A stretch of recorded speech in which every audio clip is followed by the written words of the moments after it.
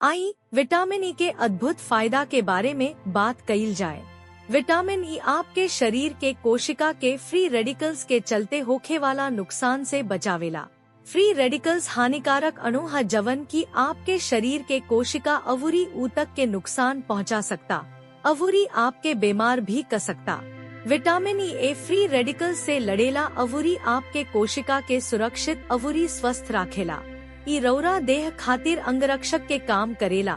आपके प्रतिरक्षा प्रणाली आपके शरीर के सेना निहन होखेला, जवन की आपके स्वस्थ राखे खाती कीटाणु अवुरी बीमारी से लड़ता।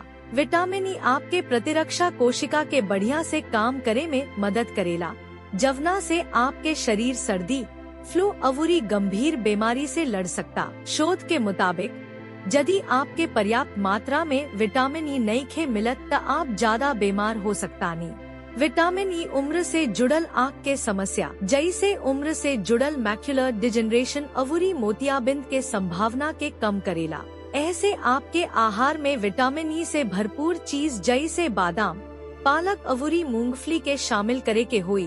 विटामिन ई आपके शरीर में खून के थक्का बने से रोकेला। खून के थक्का खतरनाक हो सकता, काहे कि एकरा से आपके शरीर में खून के बहाव बंद हो जाला। एकरा से हार्ट अटैक जैसन गंभीर बीमारी हो सकता। विटामिन ई प्राकृतिक खून पतला करे वाला पदार्थ है। ई खून के ठीक से बहावे में मदद करेला, अवुरी खतरनाक थक्का बने के खतरा कम करेला। ई आपके त्वचा के स्वस्थ, चमकदार अवुरी मुलायम राखेला।